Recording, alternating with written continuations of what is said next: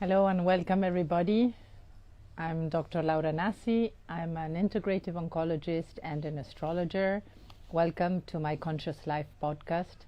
This is episode number 14 of Astrology and Health season, and today is the 21st of July 2021. So thanks for being here.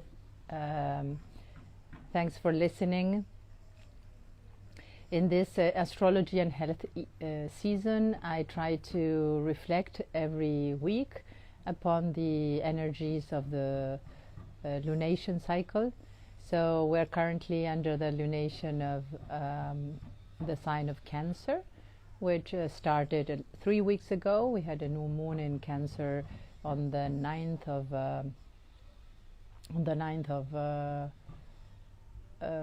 July, and we've been reflecting upon the sign of Cancer all these weeks, and every time I try to reflect upon a different facet, a different aspect of the sign of Cancer. It's interesting because the astrology language is not a linear language, it is a symbolic language. And as with any other symbolic language, each symbol has a lot of meanings, has different layers of meanings, different depths of meaning. And so we can explore and reflect upon the different layers of meaning for each of the signs of the zodiac. And today I wanted to reflect about Cancer as a sign, as a first water sign in the zodiac circle, and the first water sign meaning the first sign that brings us the connection to our emotions, to our sensibility, to our senses. So water signs is all about our sensitivity and our emotions and the way we connect with others. And Cancer is the first of the 3 water signs in the zodiac. The next ones, the other ones being Scorpio and Pisces. And it's interesting to use some images. Cancer is a water like the water of a small lagoon or a lake. So it's usually more calm water. It has very defined borders. It's usually there's some life in it, but sometimes it has like a rocky bed, and it's more crystal water, as opposed to the water of Scorpio, which is always it is the water of I'm thinking about the word in English it's more of a stagnant water. It's more water of those ponds where you see a lot of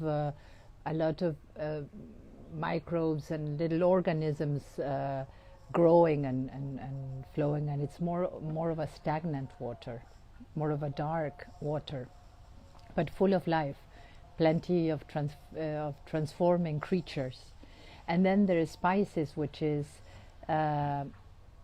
the image for Pisces is the ocean. So it's this huge mass of water which makes contact with all the borders all over, very, very much distance apart. So it reflects the Piscean energy, and people with a lot of Pisces energy who are able to sense the whatever is surrounding them. They're very sensitive to the vibes, in the ambience, to the vibes in the atmosphere of other people. So those are different kinds of water. So today, talking about Cancer and water of Cancer being a lake, it's very much about more of our intimacy and our emotions and our emotional state. And I wanted to reflect particularly on how connected are we with our emotions on a day-to-day basis, on a moment to moment basis, because we know that emotions are very important for processing and keeping memory of experiences. So emotions, according to what emotion or how we lived some experience, whether we're going to keep it in our memory or not, it depends on what emotion we felt at that moment. You might think about if you recall some experiences in your life, and usually they're experiences where there was some strong emotion. Either there were experiences where you were very happy and content and joyful, or experiences where you were afraid or anguished or sad, because emotions participate in the memory process. So it's very important to be in contact with our emotions, assessing our emotions, and seeing what emotions we bring to every moment to moment experience. And this brought me to think, what emotions are we bringing to our everyday experience, and how are we participating to build experiences that are memorable for us and for others, because the emotions that we bring to an encounter will also influence someone else. I had this image today of how we are weaving our community by the action of giving and receiving. It's like if you ever knitted or had some of these crafting abilities, and you start pulling the threads and knitting or weaving a pattern, and you can see how the weave becomes takes the characteristics of each of the stitches or each of the threads. And this is the same way that we are weaving our community, weaving our acquaintances, our friends, weaving our community together with our acquaintances and friends and people that we meet. And I wanted to bring to reflection, so what emotions are we bringing in this weaving pattern, in this weaving activity? I was talking to a patient that consults me now from time to time. She has had a diagnosis of cancer, and she has gone through the chemotherapy and surgery, and she has had a very rough couple of years, and now it's the time to come back to work. And so she was telling me, like, Laura, I don't want to come back to work the same as I was before. I'm even thinking about taking another position so I can design the way I work and my job in a different way. She's a very successful woman. She works in a multinational company and has a position of a lot of responsibility, a lot of power, which is a great position to be able to influence and to bring other ways of working. And the question was, how was she going to go back to that institution, but bringing another way of weaving the job community, the community of the working together, and including affection, including sensitivity, including emotions. Very many of us who have been trained in working very goal-oriented fashion, we look more like machines when we work, and we leave all affections aside, and we leave affections at home with our kids, with our husband, with our loved ones.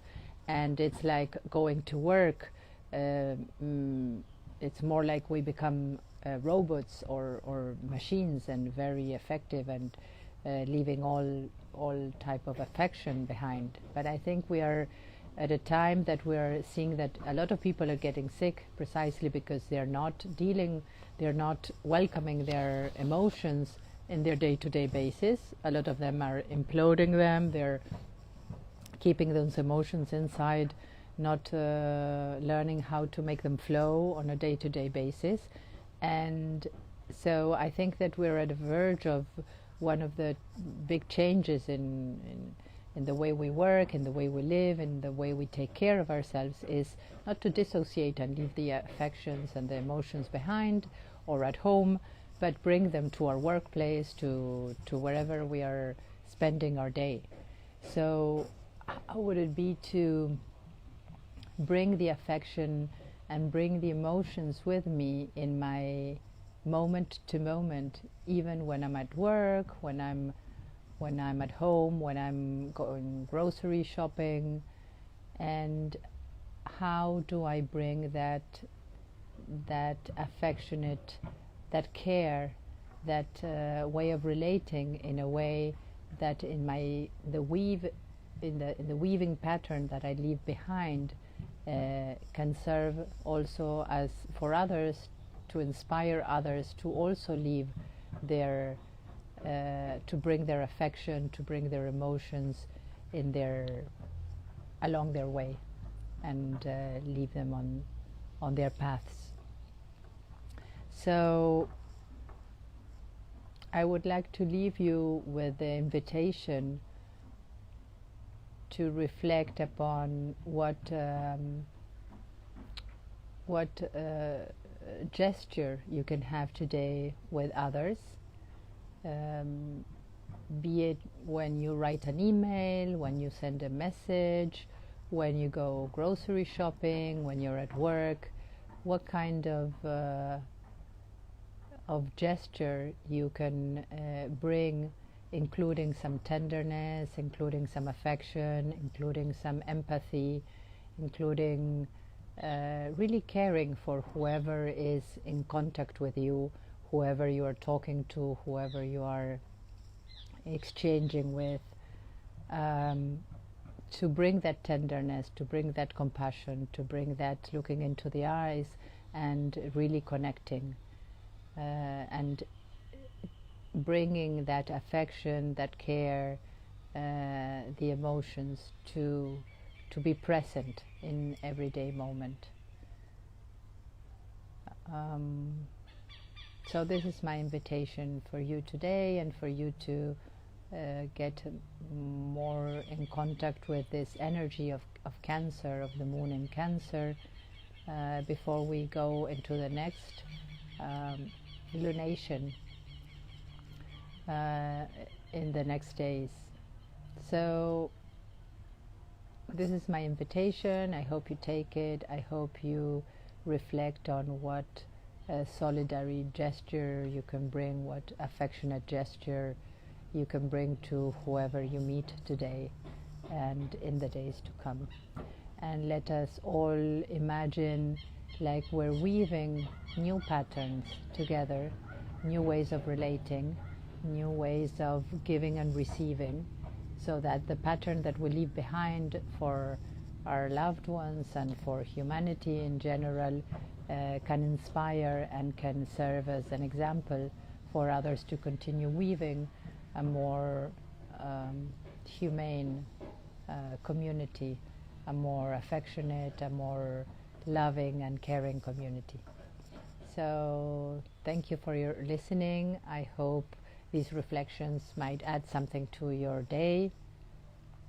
If you like this podcast and the reflections every week, thanks for clicking like or sharing it with your acquaintances, with your loved ones, and I hope to see you next week again in the same channel to reflect upon the energies of the zodiac cycle in astrology and health. Thank you very much. I'm Dr. Laura Nassi. See you next week.